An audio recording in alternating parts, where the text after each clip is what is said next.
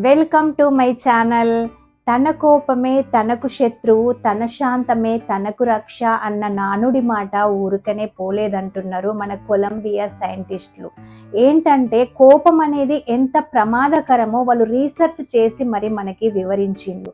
అది ఎలానో తెలుసా? రక్తనాళాలకి సాగే గుణం ఉంటుందంట.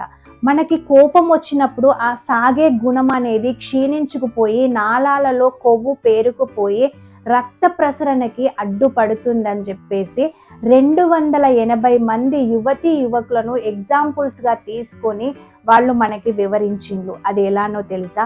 ఈ 280 మెంబర్స్ని 4 గ్రూప్స్గా డివైడ్ చేసిండ్రు.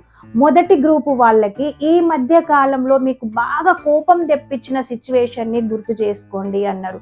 రెండవ గ్రూపు వాళ్ళకి మీకు చాలా బాధ కలిగిన మూమెంట్ని గుర్తు చేసుకోండి అన్నారు.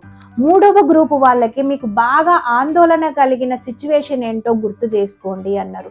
నాలుగవ గ్రూపు వాళ్ళకి మాత్రం 100 to 1 back to front count చేయండి అని చెప్పి 8 minutes తర్వాత వాళ్ళ రక్తనాళాలని అబ్జర్వ్ చేస్తే, రీసెర్చ్ చేస్తే బాధ ఆందోళన 100 to 1 back to front count చేసిన వాళ్ళ రక్తనాళాల్లో పెద్దగా ఏమీ తేడా లేదంట.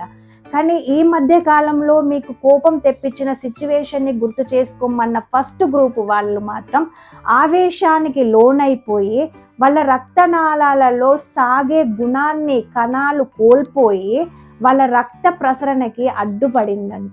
ఆ రక్త ప్రసరణకు అడ్డుపడడం వల్ల గుండెకు చాలా ప్రమాదం అంట. ఆ గుండెకు ప్రమాదం అయినప్పుడు మన జీవితమే కొలాప్స్ అయిపోతుంది కదా, మన జీవితమే పోతుంది.